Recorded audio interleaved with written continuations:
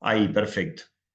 Bueno, espero que estén bien. Les recuerdo antes que nada que vamos a hacer hoy esta presentación teórica. La dejo grabada para subirla para aquellos que la vean en diferido. El miércoles yo no voy a estar, entonces les voy a dejar también grabado un video que es la segunda parte de este, complementario de este. ¿Ah? Y el lunes próximo, eso es esta semana, el lunes próximo vamos a ver la discusión grupal que ya está subida en EVA de este tema, o sea que pueden ir mirando eso después de esta y a partir del miércoles tal vez mejor porque van a tener los contenidos teóricos, los vamos a ver repasado, dado una mirada a todos los contenidos teóricos que me parecen más relevantes para este tema en particular. ¿Ah? Lo que por supuesto, si hay alguna duda o alguna pregunta de quienes están conectados y conectadas en vivo, me paran, pero voy a irles mostrando, como siempre, como teórico, los ejes centrales y los conceptos centrales sobre el tema. ¿Ah? Y les recuerdo, antes que nada, como siempre les he dicho varias veces, la idea del curso es empezar por lo más sencillo e ir progresivamente agregando complejidad a, a los análisis y a los temas y a las formas de ver desde la genética los fenotipos y sobre todo las enfermedades humanas.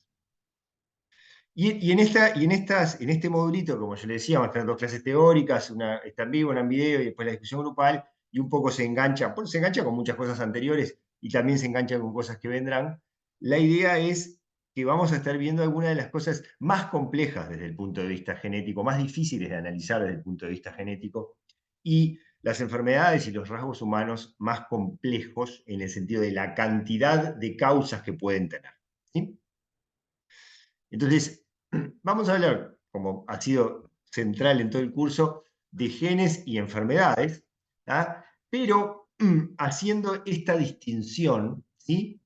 De este esquemita que yo lo muestro siempre. En la parte A tendríamos un poco las cosas que hemos ido viendo hasta ahora, ¿sí? O sea, rasgos y enfermedades donde hay un gen con una variante en heterocigosis si es dominante, dos variantes o una variante en homocigosis si es recesivo, ligable X, bueno, lo que fuera. Pero hay una variante en un gen que es la causa de un fenotipo o una enfermedad o la principalísima causa.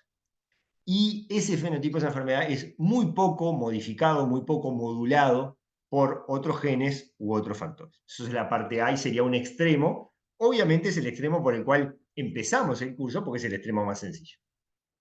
Ahora nos vamos a situar en el otro extremo, ¿ah? Que es la parte B. Por supuesto que hay cosas en el medio, vamos a ver algunos ejemplos, pero el otro extremo está dado por la parte B, donde tenemos rasgos que son enormemente poligénicos, esto es, influidos por muchas variantes en muchos genes, decenas, centenares en algunos casos, y que además pueden ser muy modificados por la interacción de esas variantes genéticas entre sí y de esas variantes genéticas con factores ambientales. ¿Sí? Pensemos un ejemplo clásico, la hipertensión arterial. ¿No? Hay un montón de variantes genéticas que influencian el riesgo de hipertensión arterial, pero hay un montón de variantes ambientales, dietéticas, ejercicio, café, tóxicos, que también modulan ese fenotipo. Esto es otra forma de ver lo mismo, ¿no? ¿Se acuerdan que a mí siempre, yo soy pesado, pero a riesgo de ser pesado me gusta algunos conceptos que son centrales y que los quiero dejar claros, ver lo mismo de distintas maneras, y acá estoy haciéndolo. ¿No? Entonces tendríamos en un extremo las enfermedades monogénicas, que llamamos también familiares, si bien eso es engañoso, porque puede haber una enfermedad que sea genética y que haya un solo afectado en la familia, ¿no? Si es autosómica recesiva, una pareja que tiene un hijo, pero muchas veces la ves como con un patrón de herencia clásico, lo que se llaman clásicamente familiares. Enfermedades oligogénicas, me voy moviendo a la derecha, o sea, con pocos genes, pero más de uno. Enfermedades poligénicas, varios genes y que se van agregando cada vez más.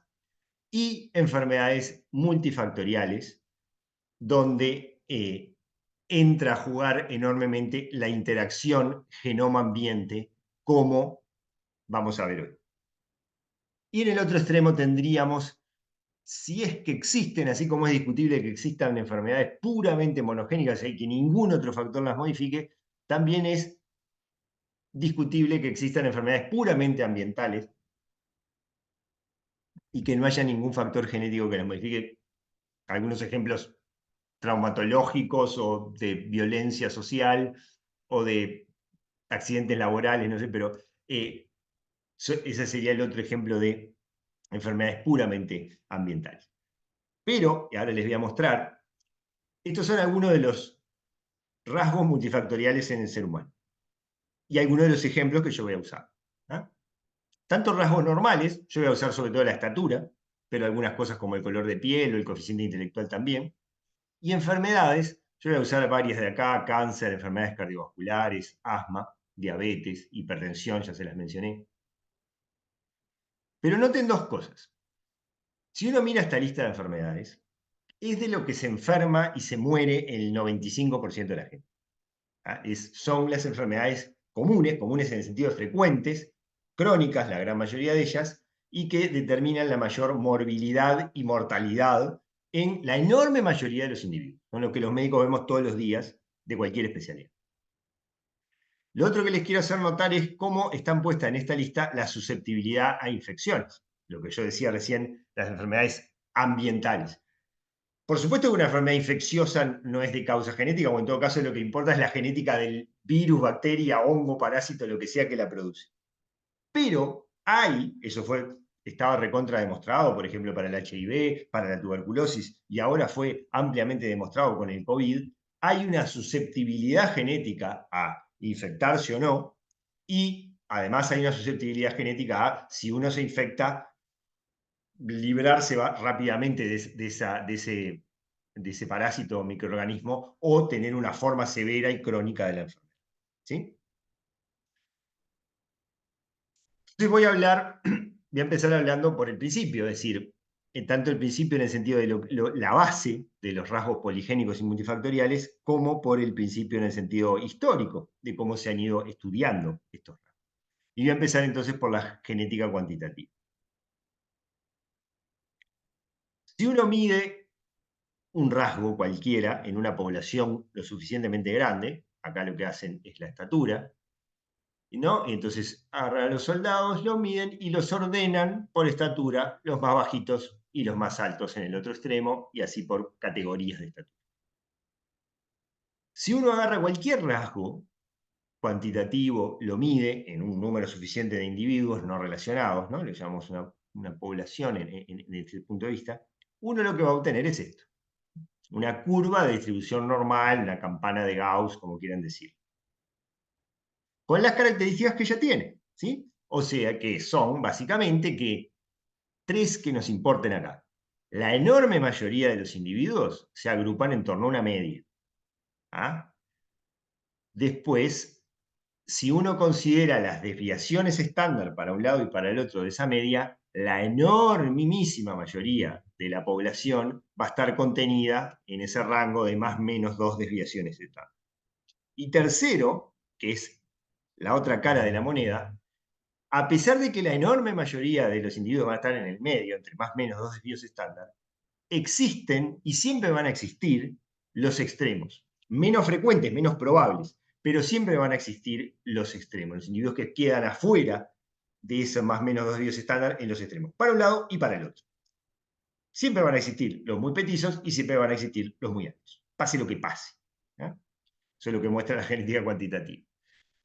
Y ahora les voy a mostrar por qué. Acá tenemos un ejemplo, ¿no? Los individuos que están en los extremos de una curva de distribución normal para estatura de jugadores bajos.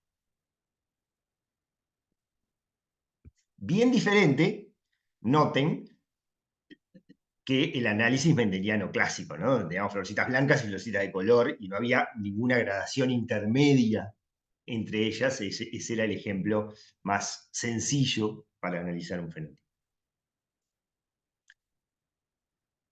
Hace un siglo, más o menos, poco más, la gran discusión en genética era la siguiente.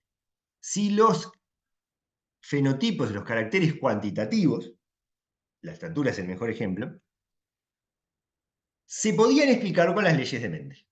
O no, las leyes de Mendel eran para ciertas cosas, florcita roja, fruta blanca, y los caracteres cuantitativos, que eran los que más le interesaba a todo el mundo, tanto en medicina como en agricultura, si las vacas dan más o menos leche, si los cultivos dan más o menos rendimiento de lo que sea que den. O sea, si esos caracteres cuantitativos tenían una forma de herencia completamente diferente de lo que decían las leyes de Mendel.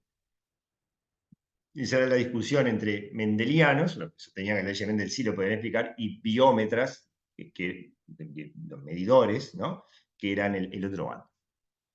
Y esa disputa siguió hasta que Ronald Fisher en 1918 demostró que sí, que efectivamente los rasgos cuantitativos se podían explicar con las leyes de Mendel, perfectamente, pero si asumíamos dos cosas: que esos rasgos estaban determinados no por un locus, ni dos ni tres, sino por un gran número de loci, y que ahí viene lo de poligénico, y que cada uno de esos loci era aditivo, se sumaba a los demás para determinar un rasgo para un lado o para el otro, muy alto, muy bajo. Y acá lo vemos.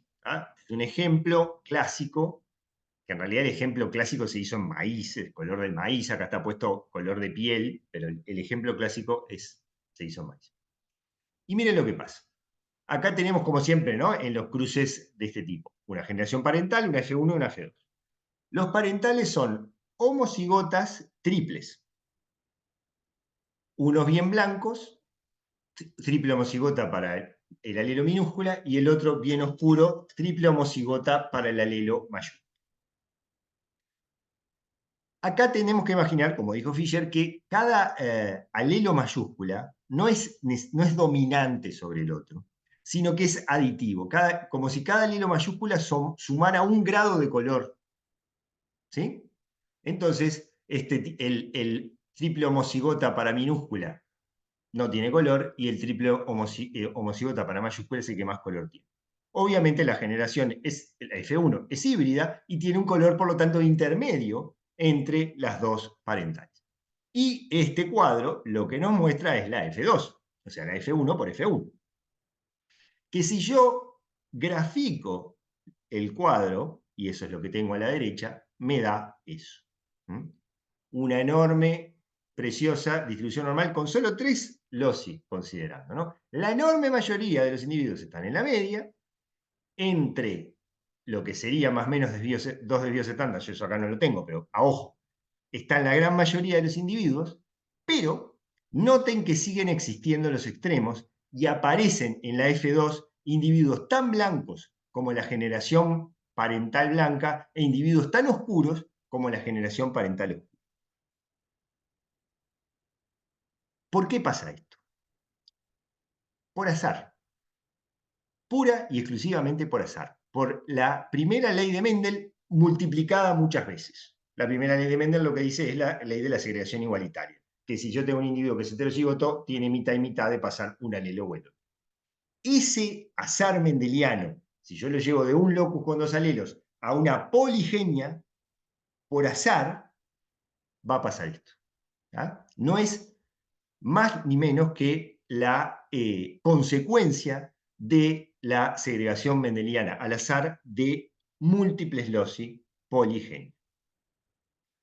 O sea, acá tengo, ¿no?, un locus con 2 alelos, tengo 3 genotipos. Ya si tengo 2 loci, tengo esta cantidad de genotipos, 3 loci, parecido a lo que veíamos. Y si voy agregando locus, y a eso además le sumo la variabilidad ambiental, al final lo que tengo es una curva de distribución normal. Vamos a ver el video que ¿hay alguna duda hasta acá mientras pongo el video? No. ¿Sigo? Sí, seguí. Dale. Sí. Entonces, miren este aparatito. Lo que tiene es... lo voy mostrando. Él tiene las pelotitas ahí y la da vuelta y todas las pelotitas se juntan acá. ¿Tá? Ven que ahí tiene unos palitos donde las pelotitas rebotan y van a parar abajo del todo ahora cuando él lo da vuelta. Ya saben qué regalarme para mi cumpleaños.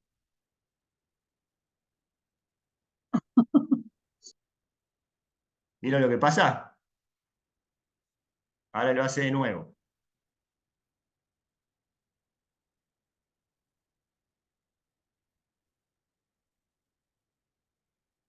No es exactamente igual cada vez, pero cada vez pasa lo mismo porque es lo más probable. ¿Ah? Imagínenselo así. Yo tengo un locus con dos alelos, mitad y mitad. Pasa uno, pasa el otro. Acá yo tengo un montón de... Y imagínense que tengo muchos loci, poligénicos. Entonces yo acá lo que tengo son muchas pelotitas y muchos palitos. En cada palito, la pelotita tiene que decidir, entre comillas, si pasa por la derecha o pasa por la izquierda.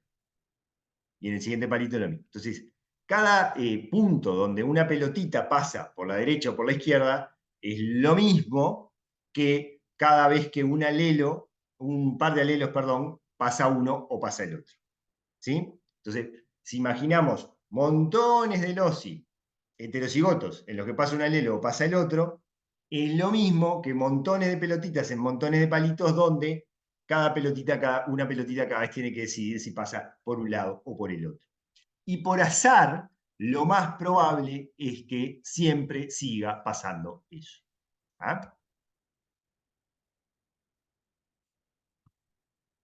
Entonces, esa curva de distribución normal y el hecho de que la enorme mayoría de los individuos queden en la media, pero que sigan siempre apareciendo en los extremos, es la consecuencia necesaria de la poligenia y de la primera ley de Mendel, de las leyes de Mendel en general.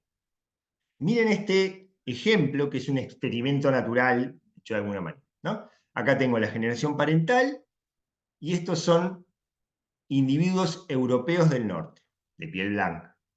Y estos son individuos de África de piel oscura.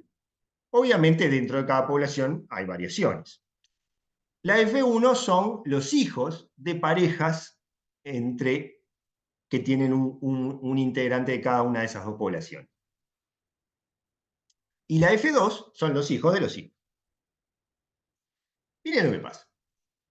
Primero, hay una enorme dispersión del fenotipo, una enorme variabilidad fenotípica. Segundo, como dijimos, la gran mayoría de los individuos están entre más o menos 2 de biocetano. Y tercero, fíjense que estos de acá, de la F2, son tan blancos que son incluso más blancos que la media de la generación parental europea. Y estos de acá son de piel tan oscura que son más negros que la media de la población africana. ¿Ah? Acá estamos viendo en esa F2 la consecuencia de todo este proceso, la consecuencia de la poligenia, la consecuencia de las leyes de Mendel y la generación de una enorme variabilidad fenotípica humana, que es lo que vemos por la calle, ¿no? Salimos a la calle, podemos medir a la gente, la nariz, la estatura, el color de piel, lo que vamos a encontrar es una enorme variabilidad. Por ejemplo, acá estas señoras nos muestran parte de la variabilidad que podemos ver por la calle. Miren estas dos nenitas. Acá a esta altura del partido ya son unas señoras, porque esta foto, hay toneladas de fotos de ellas en internet y esta foto ya debe tener como 15 años. Y estas niñas son hermanas mellizas, o sea que nacen al mismo tiempo, ¿no? Dos espermatozoides, dos óvulos, dos cigotos, crecen juntas en la panza y nacen al mismo tiempo. Son hermanas mellizas, más correctamente dicho, es producto de un embarazo gemelar disigótico, de dos cigotos, que son como cualquier dos hermanos. Entonces, estas niñas vuelvo un poquito para atrás, son la F2. Lo que pasa es que una cayó por acá, por azar, y la otra cayó por acá, por azar. Entonces, llaman más la atención, porque siendo hermanas, naciendo al mismo tiempo, están en los dos extremos de esa curva. ¿Ah? Pero no es nada raro, en realidad. Es raro en el sentido que es lo menos frecuente. ¿Ah? Y que justo además pasen mellizas que nacen las dos a la vez. Pero es la consecuencia inevitable, poco frecuente, pero inevitable, de todos estos procesos. Otro de los que estudió esto a fines del siglo XIX fue Francis Galton, que tenía un montón de cosas para criticarle, pero fue uno de los padres de la genética cuantitativa y de la estadística, la estadística aplicada a biología. Y entonces, Francis Galton lo que encontró es un fenómeno que se llama, en inglés se llama the mid-parent effect. En español se conoce como, que tiene un mejor nombre, que es regresión a la media. ¿Ah? Que es lo siguiente. Yo acá tengo estatura del padre en el X, estatura del hijo en el Y. La línea azul es una correlación perfecta, ¿no? De 1. O sea, si yo conozco la estatura del padre, podría predecir con exactitud la estatura del hijo. Ese no es el caso, no es la realidad. La línea azul es ideal. Lo que sí es cierto es que cuanto más altos son los padres, más altos tienden a ser en promedio los hijos. Así es que la línea roja es la correlación real observada en una población con un montón de padres y sus hijos. ¿Y qué es lo que pasa? Cierto, padres más altos tienden a tener en promedio hijos más altos. No lo discute nadie. Pero ¿qué es lo que pasa? Si ustedes se fijan en los padres más bajos, el promedio de estatura de sus hijos está por arriba de la expectativa ideal. Y para los padres más altos, el promedio de estatura de sus hijos está por debajo de esa estatura normal. Entonces, como que hay una regresión a la media, ¿tá? Donde sí, los padres más bajos tienden a tener hijos más bajos, pero no tan bajos como ellos, tienden a volver hacia la media. Y los padres más altos tienden a tener hijos más altos, pero no tanto como ellos, tienden como a volver a la media.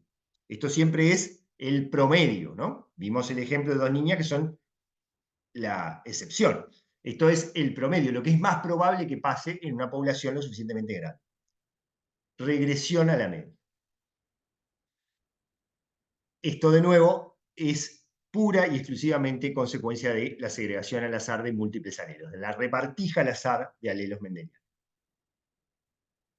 Pero uno podría pensar, pero bueno, entonces si generación tras generación hay una regresión a la media, pasado un cierto número de generaciones van a quedar todos los individuos en la media, no van a ser todos iguales.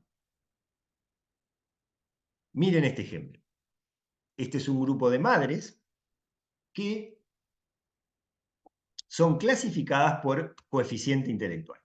La media 100, algunas están un poquito para abajo, otras están un poquito para arriba. Todas personas normales, ¿no? Y estos son los descendientes, los del medio, son los descendientes de esas madres. Y fíjense lo que pasa. Las que tenían un CI de 80, la media de sus descendientes es 90, regresión a la media. Las de 120, la media de sus descendientes es 110, regresión a la media. Y así para todas las categorías, salvo las de 100 que se quedan en 100. Ahora, si yo sumo lo del medio, obtengo la gráfica de abajo. Exactamente igual. La misma repartija al azar de alelos mendelianos, que hace que la mayoría se agrupen en la media, que haya regresión a la media si uno lo mira a lo largo de las generaciones, que se extienda la curva, que existan los extremos, además garantiza que esa variabilidad se mantenga generación tras generación. Pura y exclusivamente por azar.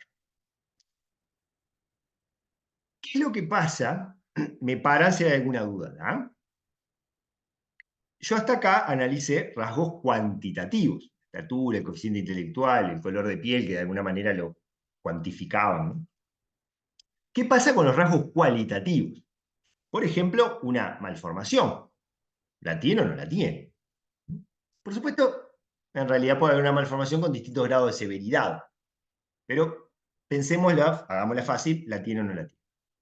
Y entonces ahí se propone un modelo, que es el modelo de poligénico con umbral, donde uno lo que tiene es la distribución normal de lo que llamaríamos una predisposición liability en inglés lo podríamos traducir como carga génica, ¿no? O carga genética. Hacia un extremo es que se produzca la malformación y hacia el otro extremo que no se produzca, que te proteja contra la malformación.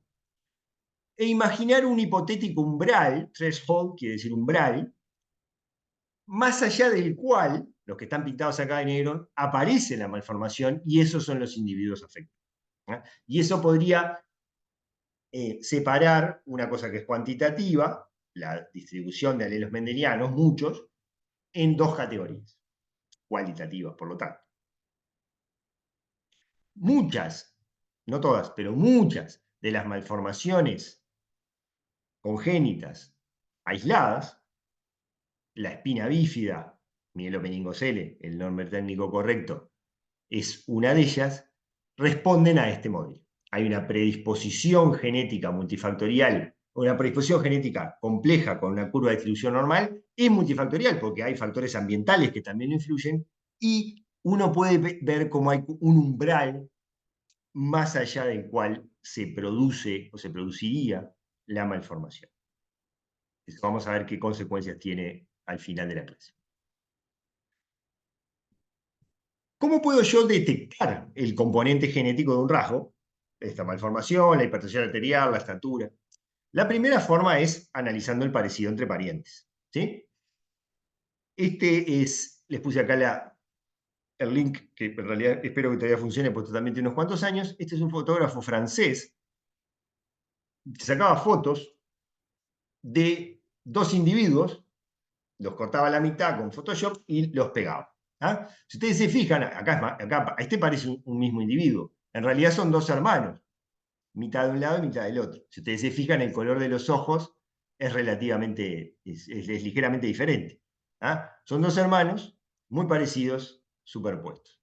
Estos son dos gemelas idénticas, madre e hija, y estos son hermanos comunes de un sexo y del otro.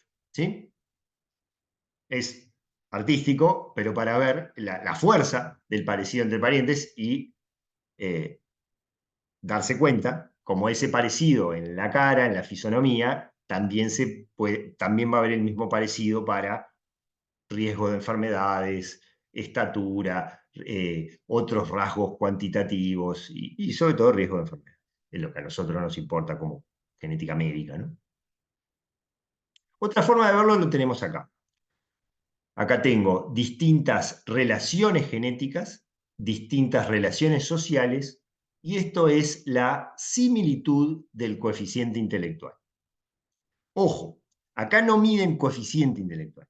No miden, lo miden, si quiero decir, pero lo que está mostrando la gráfica no es coeficiente intelectual, es qué tan parecido es el coeficiente intelectual entre dos personas.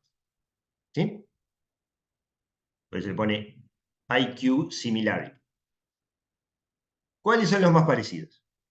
Gemelos idénticos, criados juntos. Raised together, que es el criado juntos. ¿Cuáles son los menos parecidos? Dos personas no relacionadas biológicamente, criadas separadas. ¿Ah? Si ustedes siguen la gráfica, cuanto más parecidos son genéticamente, más parecidos son, o sea, más cercanos biológicamente en el parentesco, más parecidos son sus coeficientes intelectuales. Ahora, ojo, acá tenemos la situación más frecuente, ¿no? Hermanos comunes y corrientes criados juntos, ¿no? Lo más habitual. Están más o menos a mitad de camino, pero vean qué amplio es el rango. ¿Ah? ¿Se acuerda la curva bien achatada que veíamos en una F2? Acá lo vemos de nuevo de otra manera. Y otra forma de verlo, esto es para enfermedades psiquiátricas, y acá lo que se muestra es el riesgo relativo para distintos familiares de una enfermedad psiquiátrica. Tomemos la esquizofrenia, que es clásica y la más frecuente, y que tiene una frecuencia poblacional que se acerca al 1%. El riesgo relativo para gemelos monocigóticos, en teoría idénticos desde el punto de vista genético, si bien en realidad en los hechos no lo son. Escribí un articulito hace unos cuantos años donde mostraba todas las razones por las cuales los dos gemelos monocigóticos en realidad no son genéticamente idénticos. Después se lo subo a Leva, está en inglés. No, pero creo que lo tengo en español. Bueno, me fijo, se lo subo a Leva. Pero dos gemelos monocigóticos, entre comillas idénticos, tienen un riesgo relativo de 48. ¿Qué quiere decir este 48? Si yo tengo un individuo con esquizofrenia y ese individuo tiene un hermano gemelo monocigótico, ese hermano gemelo monocigótico tiene 48 veces más probabilidades de tener esquizofrenia que la población general. Eso es riesgo relativo. Familiares de primer grado, padres, hermanos, hijos, 11 veces. De segundo grado, nietos, sobrinos, tíos, 4 veces más. Y de tercer grado, el doble. Cuanto más se alejan genéticamente, más se alejan la probabilidad de tener la misma enfermedad. ¿Sí? Que acá la estamos midiendo como riesgo relativo. Otra forma clásica es ver los estudios de gemelos. ¿Ah? Entonces, fíjense acá, tengo gemelos monocigóticos, MC, y dicigóticos, DC. Siempre recuerden, ¿no? Monocigóticos es un espermatozoide, un óvulo, un cigoto que se divide y da lugar a dos personas, en teoría genéticamente idénticas. Dicigóticos son dos óvulos, dos espermatozoides, dos cigotos y ahí para adelante. Entonces, veamos esquizofrenia, que la tenemos por acá. Esto es correlación. ¿Esto qué quiere decir? Si uno la tiene, que el otro la tenga. Si uno no la tiene, que el otro no la tenga. Correlación. Para esquizofrenia, la correlación entre gemelos monocigóticos le da 53. En la anterior le daba 48, alrededor de 50. ¿Ah? Y la correlación, o sea, si uno la tiene, el otro la tiene. Y para gemelos disigóticos es 15. Si uno la tiene, 15 veces más probable que el otro también la tenga.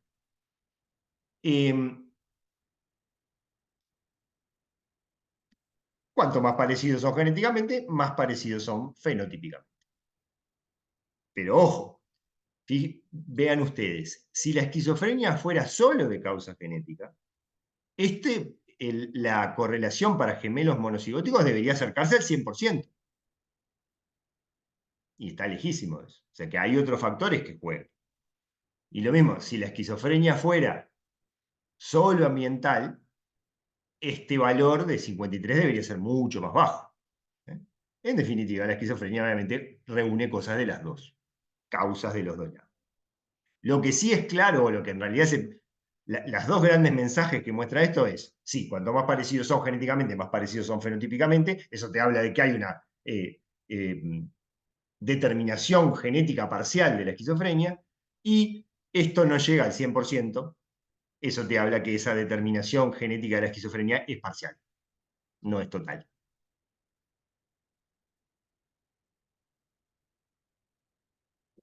Acá viene un concepto que se los voy a profundizar en la segunda parte, no de esta clase, sino en la segunda clase, que es el de heredabilidad.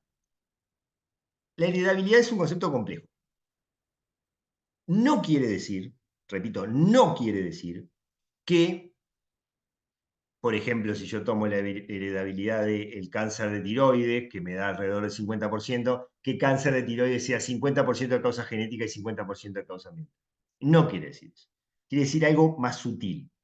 Lo que quiere decir es que la variabilidad fenotípica en una población del riesgo de cáncer de tiroides es explicada en un 50% por variabilidad genética dentro de esa población. En la segunda parte, en el segundo video, en la segunda parte que es en video, se los voy a mostrar más en detalle. Ahora lo que les quiero mostrar es que sí, que efectivamente distintas enfermedades, acá está la esquizofrenia, que tiene una heredabilidad que se acerca en esta población al 60%, distintas enfermedades tienen una variabilidad fenotípica que es explicada en mayor o menor medida por variabilidad genética. Cuanto más alto es la variabilidad genética que explica esa enfermedad, mayor es la heredabilidad. ¿Tá? Y hay enfermedades como el cáncer de vejiga que tienen un componente genético muy bajo, y otras como la enfermedad celíaca, la enfermedad de Alzheimer, la diabetes tipo 1, que tienen un componente genético muy fuerte. ¿Tá? Muy toscamente es eso, pero lo podemos ver así. Bien, entonces un concepto que a esta altura creo que les quedó claro, es el de la importancia de poligenia, la poligenia o los poligenes. Miren este ejemplo. Es muy interesante. Es muy interesante, pero no sé de dónde viene. Esto es, no me acuerdo de dónde lo saqué y perdí la referencia, me quedé solo con la figura. Pero esto es lo que se llama un experimento de selección, hecho en plantas. ¿Ah? Esto es una planta que da semillas, capaz girasol, pongámosle, a partir de la cual se saca aceite. ¿Ah? Entonces lo que se mide acá es la cantidad de aceite que las semillas esas producen. Obviamente para medicina no nos importa nada, pero si fuéramos trabajáramos en el agro, la genética agrícola sería lo más importante. Entonces, acá está la cantidad de aceite. Y acá está el número de generaciones. Entonces, ¿qué hacen ellos? Un experimento de selección. Agarran las semillas que más aceite dan y las que menos aceite dan. Y las cruzan entre ellas. La siguiente generación, las que más aceite dan con las que más dan y las que menos dan con las que menos dan. Y así las van seleccionando. Siempre las que más dan, las juntan con las que más dan para generar la próxima generación. Y las que menos dan, las juntan con las que menos dan para la próxima generación. Obviamente, a lo largo de las generaciones van divergiendo cada vez más. ¿Sí?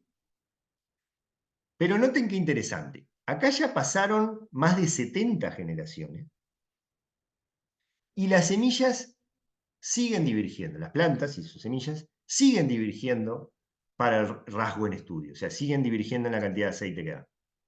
Siguen separándose, ¿eh? A medida que uno las selecciona.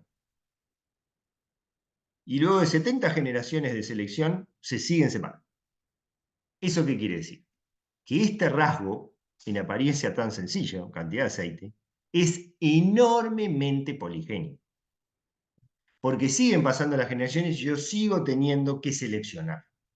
Imagínense que fuera el cantidad de aceite determinado por 2 genes. A las pocas generaciones yo ya tendría unas plantas que son homocigotas para el gen de mucho aceite y las otras son doble homocigotas para el gen de mucho aceite, las otras doble homocigotas para el gen de poco aceite, y ya de ahí no se separan más, porque ya no tengo que seleccionar. Son todas homocigotas una, todas homocigotas las otras. El hecho de que luego de 70 generaciones siga habiendo que seleccionar, te habla intuitivamente de que este es un rasgo, por sencillo que parezca, enormemente poligénico. ¿Se entendió? Sí. Este es un ejemplo en seres humanos, donde hacen un score de riesgo poligénico para coronary artery disease, ¿no? Enfermedad arteriosclerótica del miocardio, y clasifican a los individuos en ese score poligénico. Los que tienen muchos genes, muchas variantes genéticas, muchos alelos, como quieran decirlo, que determinan un alto riesgo de enfermedad coronaria, y en el otro extremo, los que tienen pocos. ¿Ah? Y a medida que van subiendo de pocos a muchos poligenes, polialelos de riesgo para enfermedad coronaria, la probabilidad de enfermedad coronaria va subiendo. Tenemos esta. Noten, después en una diapositiva que les voy a mostrar más adelante se ve clarito, pero ya se pueden dar cuenta ahora. Noten que esta forma de verlo es lo mismo que la curva de distribución normal. Yo tengo un extremo donde hay pocos individuos, acá no veo que hay pocos individuos, pero tengo un extremo, tengo el otro extremo y la gran mayoría de los individuos a mitad de camino. ¿Ah? Es la misma distribución normal vista de otra manera. Y la cuestión es que las variantes genéticas aditivas que llevan a los individuos a este riesgo, al alto riesgo de enfermedad coronaria, son muchas. Es muy poligénico. De hecho, algunos proponen, hace unos años, para algunos rasgos, ya ni siquiera hablar de rasgos poligénicos, sino omnigénicos. Omni quiere decir todo, ¿no? Como que hay ciertos rasgos, por ejemplo la inteligencia, mismo la estatura, que casi que cualquier región del genoma que vos agarres, hay algún gen variantes de ese gen que influencian esa raza. ¿Ah? Es tan poligénico que en cualquier ventanita que uno agarre de pedazos de genoma va a encontrar algún gen con sus variantes que lo influencien. ¿Ah? Entonces hablan de un grupo de genes nucleares, que son los que determinan un rasgo, pero un montonazo de otros genes que interaccionan con ellos por distintas vías, que también terminan influenciando el rasgo omnigénico.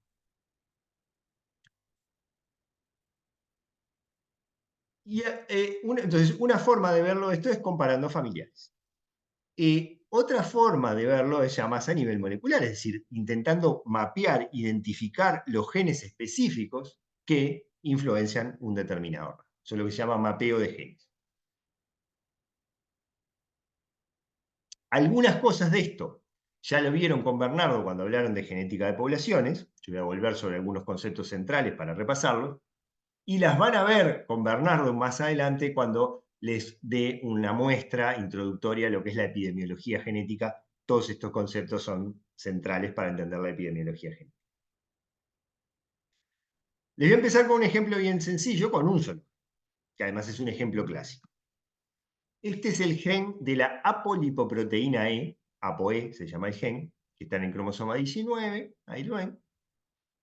Y lo interesante, esta es la proteína, un modelo muy tosco de la proteína, pero lo interesante de este gen es que tiene dos variantes cambio de aminoácido en dos posiciones, ¿no? En la posición 112 de la proteína puede tener una cisteína o una arginina.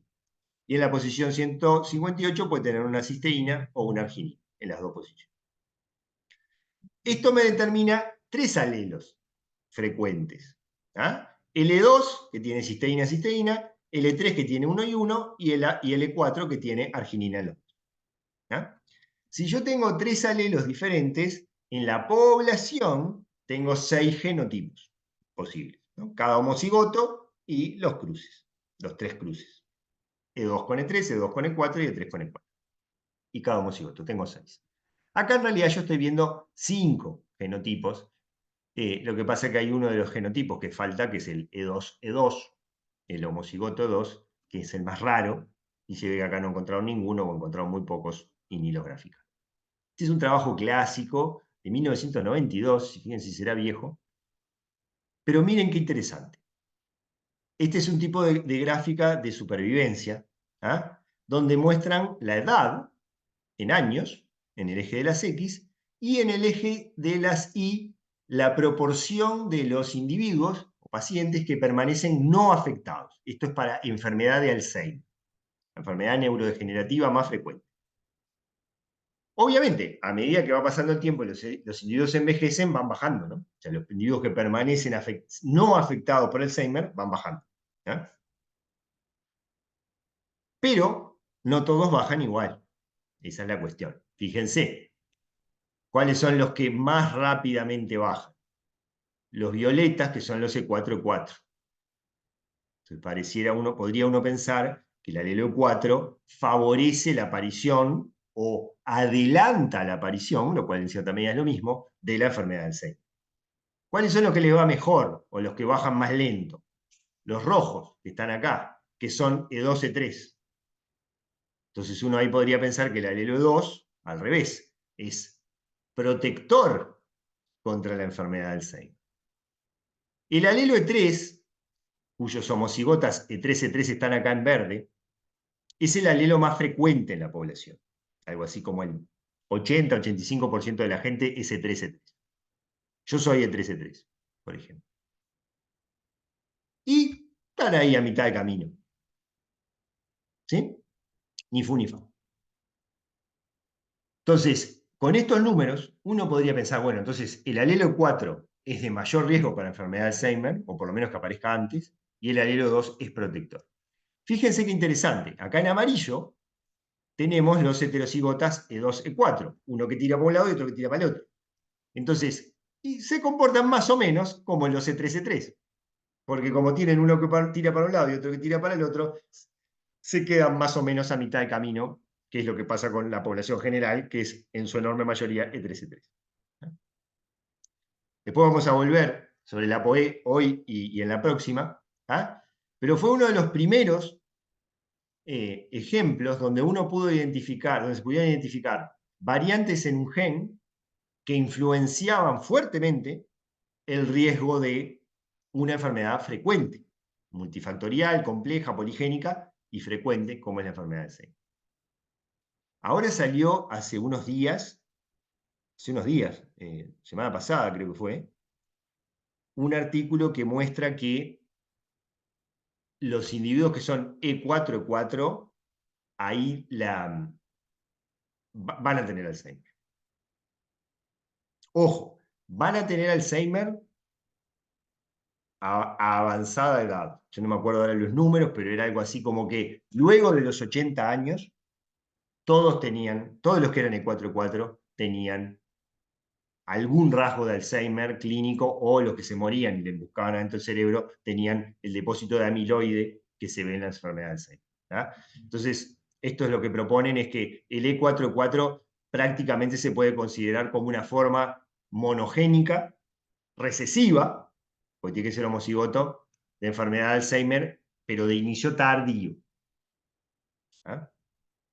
En cualquier caso, lo que sí es seguro, eso sí ya se sabía desde 1992, es que es un fuerte factor de riesgo. ¿tá?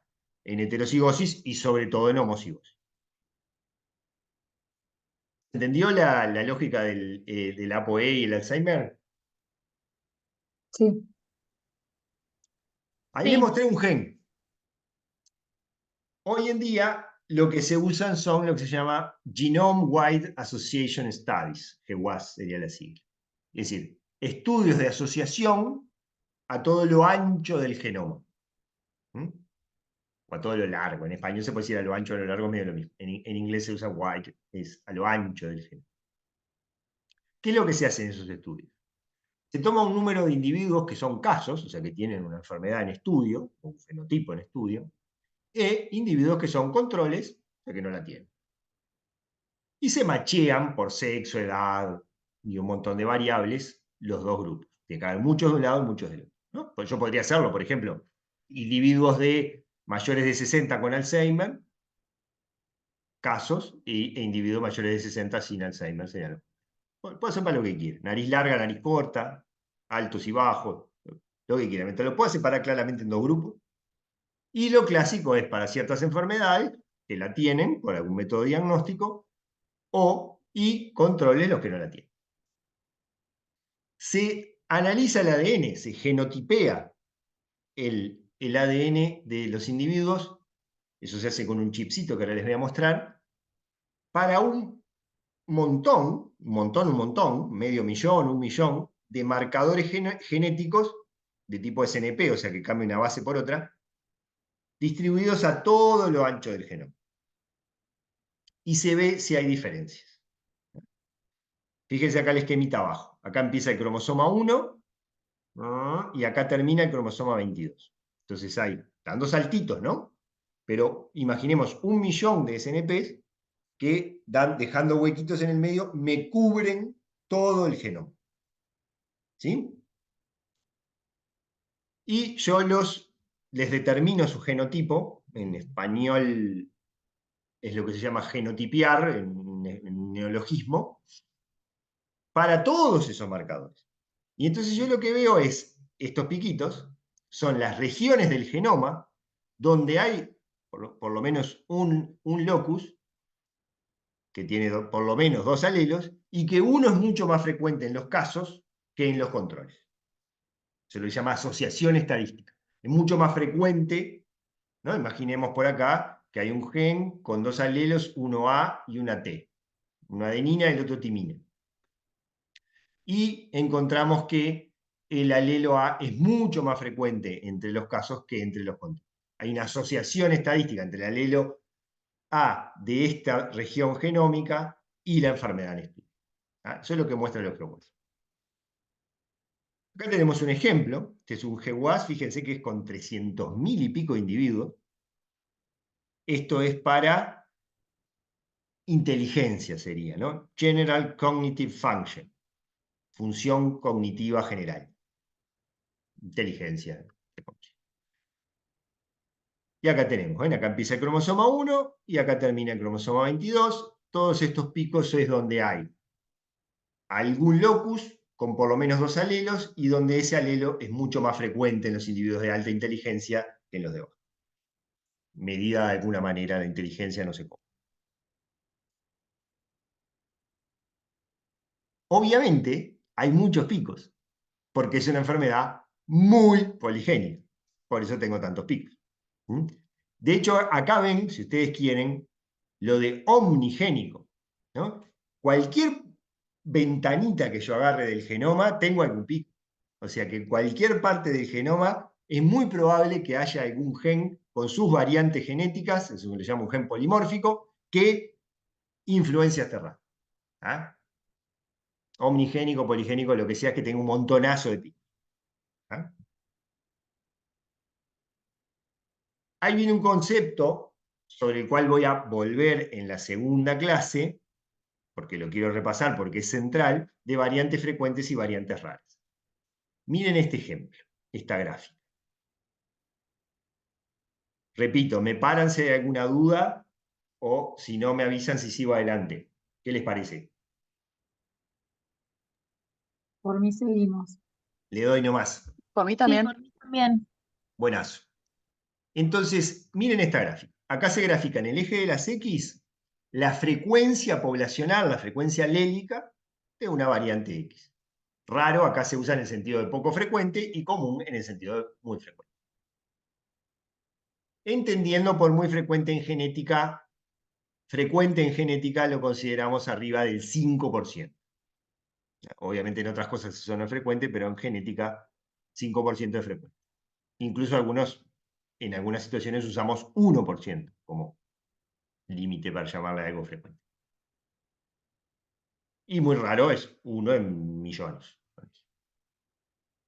Y en el eje de las Y se grafica el efecto sobre el fenotipo de esa variante.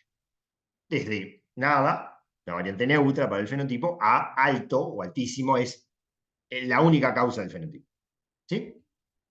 Acá tengo, en esta pelotita, de poca frecuencia y alto efecto, las enfermedades monogénicas mendelianas que vimos, ¿no? La causa es del fenotipo, es la variante o las variantes si es recesivo y se acabó. ¿Ya? Y en general son de baja frecuencia poblacional. En el otro extremo tengo las variantes frecuentes, 5% de frecuencia poblacional o más, de efecto muy menor sobre el fenotipo. Pero que si son muchas y se suman sus efectos, score poligénico de riesgo, es lo que me puede determinar una enfermedad. ¿Tá? Obviamente hay cosas a mitad de camino, como todo en la vida, y en la segunda les voy a mostrar las otras dos pelotas, pero no, las vamos a ignorar ahora. ¿Tá? Recuerden cómo empecé la clase de hoy. A, teníamos una variante que es la única causa del fenotipo. Son estas. B, poligénico, sumatorio, muy poligénico, sumatorio, y eventualmente con factores ambientales multifactoriales. Esas son las que van a estar acá. ¿Sí? Puede haber algunas de acá, puede haber algunas de acá, pero el grueso son estas. ¿Sí? Voy a volver sobre este esquema y voy a profundizar en la segunda clase. Esta es otra forma de ver lo mismo. Llamamos mutaciones o polimorfismos. El concepto de mutación, polimorfismo, es un concepto poblacional, es un concepto de frecuencia poblacional. Obviamente que los dos son un cambio en el ADN. Cambia algo en el ADN y es heredable, ¿no? O sea, lo que diga los dos. Le llamo mutaciones, en oposición a polimorfismos, a los que tienen una baja frecuencia, menos del 1%, la población, es un concepto netamente poblacional, con un alto efecto sobre la función génica y sobre el fenotipo, ¿no? La bolita, la pelotita de allá arriba, es lo que llamamos mutaciones causales. Esta mutación causa la enfermedad fulanita de tal. Y muchas veces son tan poco frecuentes que aparecen en una familia o en unas pocas familias y a veces hasta en un solo individuo. Y muchas veces son de novo. O sea, tienen un alto efecto e impiden que el individuo se reproduzca solo las voy a ver si ocurren de nuevo, porque si el individuo no se puede reproducir, no las puede pasar. Los polimorfismos son variantes de alta frecuencia, más del 1% o más del 5%, según la definición, que no tienen efecto o muy leve sobre la función sobre el fenotipo, perdón, sobre la función de un gen y sobre el fenotipo. A lo sumo, en el peor de los casos, pueden ser sumados a otros, poligenia, factores de predisposición para tal enfermedad. Están presentes en todas las poblaciones, en África, en Oceanía, en Finlandia y acá, porque son ancestrales, ¿no? O sea, de nuestros no sé cuántas generaciones para atrás, cuando salimos de África hace entre 100 y 60.000 años, ya estaban. Y después se repartieron por todo el mundo y se siguen repartiendo. Acá viene un concepto interesante, pensando en las enfermedades frecuentes, crónicas y mayores determinantes de morbimortalidad, es que nuestros genomas están adaptados para una etapa como esta, digamos, ¿sí? Paleolítica. Y nuestros genomas, por selección natural, cambian muy lentamente y han cambiado muy poco en los últimos 60.000 años. Han cambiado. Hay fenómenos de selección, cambios de las frecuencias génicas, en algunos casos notables. Notables en el sentido de muy llamativo, significativo. Pero el grueso de nuestro genoma no ha cambiado en los últimos 100.000 años. Lo que sí ha cambiado drásticamente en los últimos 150, 200 años son nuestros ambientes. Drásticamente. ¿Ah? En todas estas cosas que tenemos acá, que yo puse acá. ¿Ah? Sobre todo la nutrición, el ejercicio. Entonces, nuestro genoma, nuestro genoma, perdón, estaba adaptado para esta etapa, donde el tipo tenía que salir corriendo a tratar de cazar un bicho, pelearse con el bicho, si cazaba comía y si no, no. ¿Ah? Entonces, cuando tenía mucho para comer, comía mucho y guardaba. Y después de repente pasaban 3 días y no comía.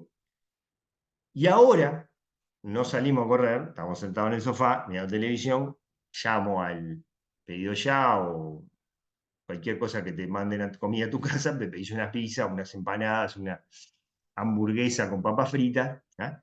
Entonces, ahí es donde empiezan a aparecer enfermedades como la diabetes, la hipertensión, la obesidad y todos sus derivados, ¿ah? Producto de este cambio cultural tan grande para un genoma que no ha cambiado en los últimos miles de años. Hay como un desfasaje entre eso. Y así es que la diabetes y la obesidad son dos de las epidemias del siglo XXI, tal cual lo dice la Organización Mundial de la Salud.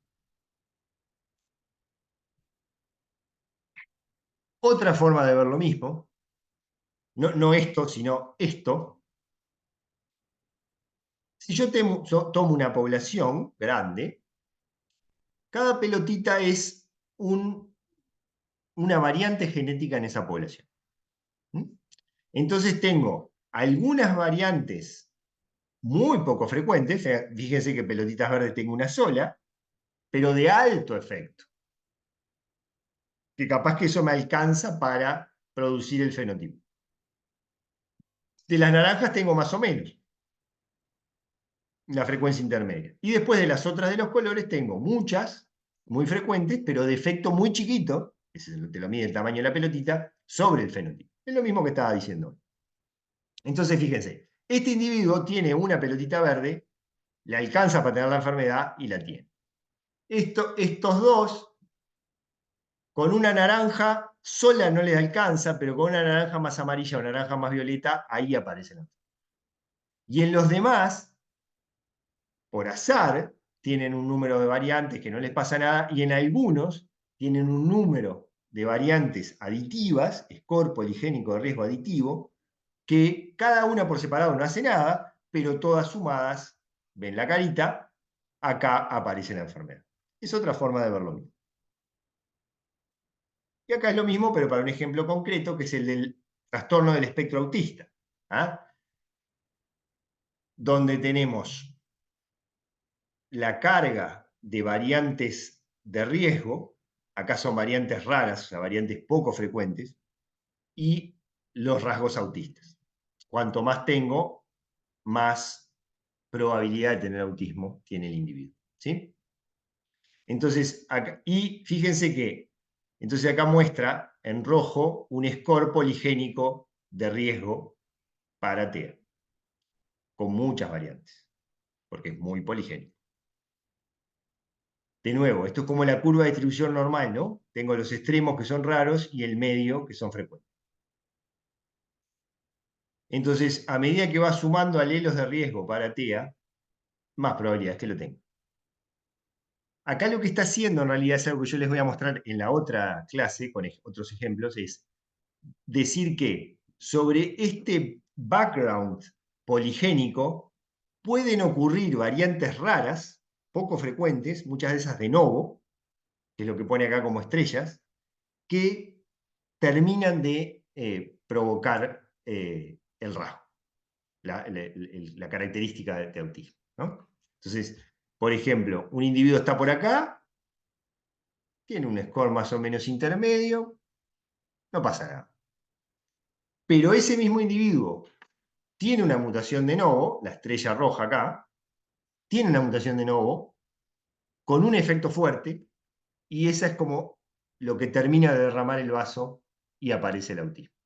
Entonces el autismo es por las tres cosas, por lo poligénico, por la mutación de novo y por factores ambientales. ¿Ah? Lo que pasa que es como el vaso que se va llenando y de repente le cae una piedra y se desborda. ¿Ah? Y las mutaciones de novo, sobre todo para algunas enfermedades neurológicas, neurobiológicas o neuropsiquiátricas, como quieran decirle, se ha demostrado que las mutaciones de novo en ciertos genes, ¿no?, de expresión en el cerebro, sobre un background poligénico favorecedor, terminan por provocar ciertos fenotipos. Voy a profundizar en esto con otros ejemplos en la próxima. Son temas complejos, por eso lo dividí en dos partes y mostrar distintos ejemplos y en la discusión grupal también, para que los puedan ir digiriendo de a poco, porque son temas bastante, es de lo más denso de todo el curso. Voy a ir cerrando, uno puede estimar el riesgo y hacer un asesoramiento genético, que van a tener una clase de asesoramiento genético más adelante, también en este tipo de afecciones. Yo lo puedo hacer para una enfermedad autosómica dominante, ¿no? Padres heterocigotos tienen un 50% de recibir el alelo del padre. Es más fácil. Acá yo puedo hacer lo mismo. No es tan fácil, pero puedo hacerlo mismo. Hacer una estimación de riesgo. Imaginemos siempre la situación más sencilla. Una pareja sano, tienen un hijo afectado, te van a preguntar, bueno, y si tenemos otro hijo, ¿cuál es el riesgo de que pase lo mismo? ¿Eh? Y ahí usamos este modelo. Esto yo ya se lo mostré, ¿no? La curva de distribución normal de carga génica, el umbral, y los afectados van a ser estos, los que están pintados de negro. Ahora, la curva que está corrida hacia la derecha, esta otra, es la curva para los familiares de primer grado de un afectado. Esta curva es la curva de la población general. La segunda curva, corrida hacia la derecha, es la curva para los familiares de primer grado de un afectado, que ya no son la población general, porque vos tenés un afectado y sus familiares de primer grado comparten muchos genes, también ambientes, pero comparten mucho más genes con el afectado, por ser familiares de primer grado, que la población general. Entonces la curva para los familiares de primer grado se corre hacia la derecha, porque si decimos que el individuo, el primero, estaba acá, en lo negro, es porque tenía muchos genes para ese rasgo. Sus familiares, que comparten muchos más genes que la población general, están corridos hacia lo negro porque comparten los genes con ese individuo, también los ambientes. Si Perdón, profe. imaginamos que el umbral se queda quieto, el riesgo de recurrencia para los familiares de primer grado ahora no es lo negro, es lo negro más lo azul. ¿Mm? Perdón, profe, una pregunta. Familiares Dale. de primer grado, me quedo ahí medio colgada con esa expresión. Familiares de primer grado que... Hermanos e hijos. Ah, está, está. Digo, los padres también, ¿no? Pero los padres, si ya no tuvieron, los No, familiares no, de primer grado está son bien, pero me padres, quedé como hermanos con e la hijos. expresión, me lo imaginé, pero no lo tenía claro. Ahí Ah, va. Sí, gracias. claro, es qué tantos genes comparten en promedio, ¿no? Está, 50% comparten los familiares de primer grado, un cuarto de los familiares de segundo grado, un octavo, así. está. No lo manejaban grados así, entonces Ahí va. quería Bueno, confirmar que era eso. Gracias. sí. Familiares directos se les llama también. Ese es un concepto más cultural, ¿no? No, sí, sí, sí, yo era que me decía primer grado que era asegurarme justamente que era esto, el familiar directo o Exacto. el Ahí va. segundo grado, todo eso también no.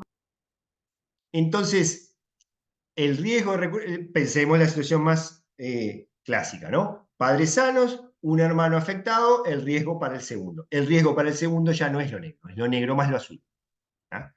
Que es mucho más. Ojo, dos caras de la misma moneda, ¿no?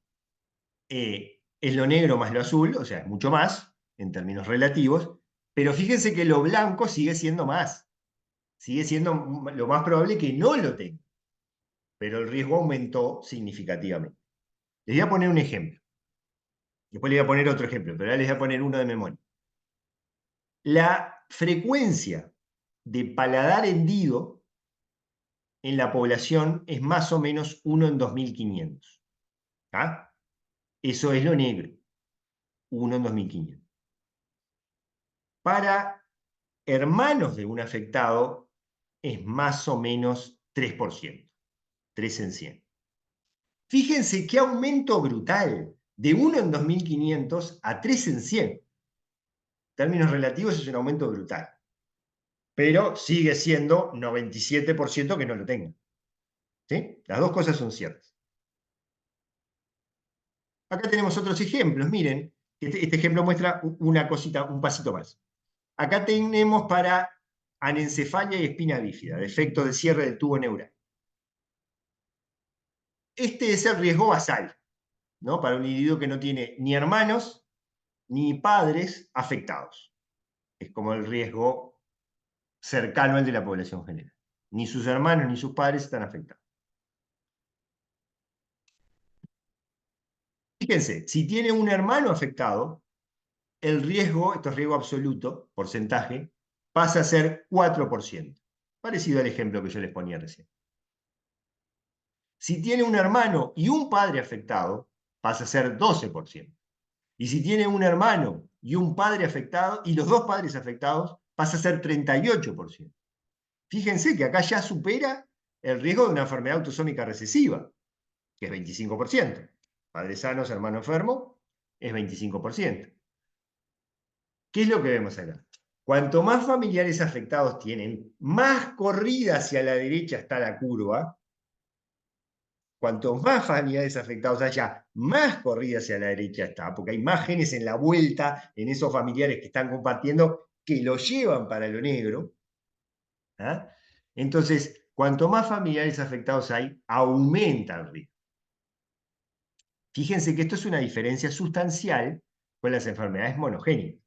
Si yo tengo una enfermedad autosómica recesiva, los padres son heterocigotos, tengo un hermano afectado, el riesgo para el hermano o hermana es del 25%. Pero si yo tengo 7 hermanos afectados, el riesgo para el siguiente hermano o hermana sigue siendo del 25%. Primera ley de Mendel. Acá no. Acá, como estoy hablando de muchos alelos, carga génica, entre comillas, se van sumando ese riesgo y va aumentando cuanto más afectados en la familia hay. También aumenta, y esto es intuitivo, cuanto más severa es la enfermedad. Cuanto más severa es la malformación, la espina bífida o el paladar hendido o el labio y paladar hendido, cuanto más severo es, más cerca de lo negro está y más corrida la curva y también aumenta el riesgo. Que eso obviamente no pasa en las enfermedades monogénicas. El riesgo es la primera ley de Mendel y se acabó. No importa la severidad. Acá tenemos, vuelvo al ejemplo del autismo, y fíjense, esta es la curva para la población general, esta es la curva para los familiares de una persona con autismo, corrida, en la derecha, y la roja es la curva de las personas con autismo, más corrida hacia la derecha. Si imaginamos que el umbral está por acá, ¿sí? Lo ven claramente. Y eso se ve en la parte B, ¿no? Es decir, proporción del genoma compartido con una persona con autismo, esto para Nair es lo que te define si un familiar de primer grado, segundo grado, tercer grado, bla, bla, bla, y el riesgo relativo, la probabilidad por sobre la población general de desarrollar la enfermedad. Entonces, para la población general es 0. Para medio hermanos es 25%, son como familiares de segundo grado. Para hermanos es 50%. Para gemelos monocigóticos es 100%. Entonces, cuanto más parte del genoma comparten, más hacia la derecha están en la curva y mayor la probabilidad de desarrollar el rasgo, en este caso, trastorno del espectro autista. Esto es lo mismo para hipertensión arterial. Acá se ve lo que yo les decía hace un rato. Fíjense que la curva de distribución normal, estos son los que tienen hipertensión, ¿sí? Y yo la puedo ver a lo largo de los años la probabilidad de que desarrollen hipertensión. ¿Para quién es más alto? Para los que están en este extremo, que se vienen para acá. ¿Ah? Son dos curvas que muestran lo mismo. ¿Sí? Los del otro extremo son los que están acá, los celestitos. La enorme mayoría está en la mitad. ¿Ah? Entonces, uno puede, si paso, diseñar un PRS, Polygenic Risk Score, score poligénico de riesgo, para lo que quiera. ¿Cómo lo hago? Con los datos de GWAS, que se acuerdan que me mostraba qué genes influenciaban un rasgo. Entonces yo puedo hacer un score poligénico de riesgo con centenares o miles de variantes genéticas, que sé que cada una de ellas solita no hace nada, no embroma a nadie, pero que la sumatoria de muchas, ni que hablar si le agrego factores ambientales, pero la sumatoria de muchas me va a llevar a pasar ese umbral y a que aparezca la enfermedad. Entonces, cuando yo tengo más de esas variantes, acá están divididos por percentil, ¿no? O sea, los que están en el percentil más bajo son los que tienen menos variantes de riesgo, los que están en el percentil más alto son los que tienen más variantes de riesgo. A medida que se van sumando aditivo esas variantes de riesgo, la probabilidad de que aparezca la enfermedad va subiendo. ¿Sí? Todos tienen un poco esta formita, y acá se va el diablo, ¿no? Con los scores poligénicos de riesgo más altos, y estos, acá estos que están en amarillo, son estos son esos viejitos de 95 años que andan en bicicleta y que no, y que se acuerdan de los nombres de los nietos y que viven solos, ¿ah? Esos son los que están acá, ¿ah? Para las enfermedades del envejecimiento. A veces, repásenlo, voy a volver sobre esto en la segunda y en la discusión grupal, pero van a ver que las dos curvas dicen lo mismo. Lo que sí pasa a veces, y estos son dos ejemplos, es que ese umbral hipotético cambia según el sexo biológico del individuo, según el sexo hormonal del individuo. ¿Ah?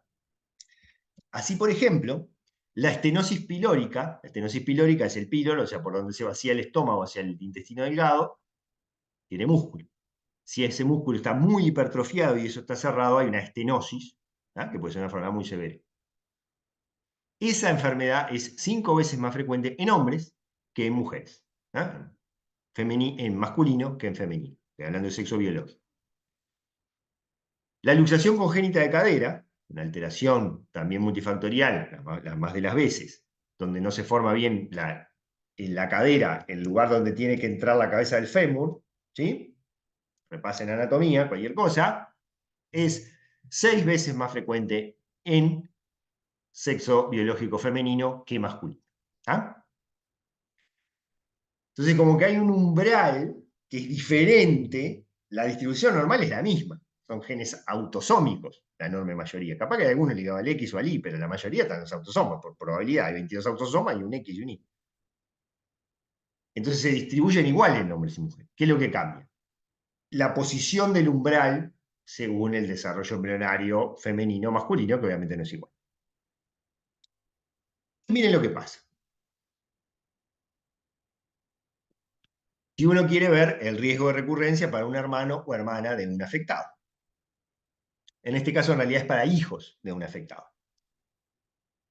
Y esto es para estenosis pilórica. Entonces, ¿quiénes son los que tienen más riesgo de tener estenosis pilórica? ¿No? Esto es riesgo relativo. Bueno, es las dos cosas, riesgo absoluto, riesgo absoluto, uno en tanto, y riesgo relativo, 24 veces, 11 veces, 70 veces, 40 veces, la población general. Son dos formas de ver el riesgo. ¿Quiénes son los que tienen más riesgo? Los que tienen 70 veces más riesgo de tener estenosis pilórica. Los hijos varones de mujeres afectadas. Porque como el umbral es más alto en el sexo femenino, ¿se acuerdan que era 5-1 la estenosis pilórica, ganando los varones? Una mujer con estenosis pilórica quiere decir que está bien en el extremo de la curva para pasar su umbral. Le pasa la mitad de esos genes a sus hijos y para los varones el umbral es mucho más bajo. Entonces la probabilidad de que lo pasen es mucho más. ¿Quiénes son los que tienen menos probabilidad? Solo 11 veces el riesgo de la población general. Las hijas de un varón afectado. Porque el varón afectado, para estar afectado, no tuvo que irse tan al extremo, porque el umbral era más bajo. Las hijas reciben la mitad de sus genes, y el umbral para ellas es mucho más alejado. Entonces la probabilidad de que lo crucen es mucho menos. Analicen los números, es intuitivo. Por supuesto que esto tiene una formulación matemática para demostrar eso. Yo a esta altura del partido sin una calculadora no puedo hacer ni una resta, pero intuitivamente, que es lo que yo les quiero transmitir, y lo puedo transmitir, es claro. Acá tenemos, ahora me salgo de los umbrales diferentes, un poquito desordenada esta parte, pero lo que les quería mostrar es esto, ¿no? Como para la gran mayoría de las enfermedades frecuentes, enfermedad cardiovascular, aterosclerosis, cáncer de mama, cáncer de colon, cáncer de próstata, melanoma, diabetes tipo 2, osteoporosis y asma, la historia familiar, o sea, tener un familiar cercano, primero o segundo grado, ¿no? Son los cercanos, afectado por ella, te aumenta el riesgo relativo varias veces, ¿no? Tener un familiar de primer grado te duplica el riesgo de tener enfermedad cardíaca aterosclerótica. Más o menos es lo mismo que te aumenta el riesgo de ser fumador. Ser fumador más o menos te duplica el riesgo de enfermedad cardiovascular aterosclerótica. Tener un padre con infarto, sobre todo si fue joven, te duplica o te triplica, ¿eh? el riesgo, para que tengan una idea. Y con cáncer de mama pasa lo mismo, si ustedes miran los números, es todo parecido. Fíjense, bueno, en cáncer de mama en realidad fíjense, ¿no? Las mujeres con cáncer de mama que tienen 3 o más familiares de primer grado que tuvieron cáncer de mama, es el cáncer más frecuente en las mujeres, tienen 4 veces más riesgo de tenerlo que la población general. Que el riesgo de la población general ya de por sí es relativamente alto, porque el cáncer de mama en las mujeres es una enfermedad relativamente frecuente que se acerca al 10% a lo largo de toda la vida, ¿no? O sea, a lo largo de todas las edades. Y creo que cierro con esta. Esto es para diabetes tipo 2. Y fíjense, el riesgo de tener diabetes. Si yo tengo un padre parental, ¿verdad? Padre o madre, con diabetes tipo 2 antes de los 50 años, que la tuvo antes de los 50 años, mi probabilidad es 1 en 7. Si lo tuvo después de los 50 años, baja un poco, 1 en 13. Porque claro, cuanto antes tuvo la enfermedad, uno supone que es como que hay más carga génica para desarrollarla. No necesariamente, pero probabilísticamente es eso. Si yo tengo mis dos padres con diabetes tipo 2, mi chance es del 50%. ¿Ah? Y bueno, para gemelos idénticos con diabetes, gemelos monocigóticos, es de 3/4. Lo que ya vimos, ¿no? Cuanto más cercanos genéticamente, más parecidos son. ¿Ah? Voy cerrando por acá con esta.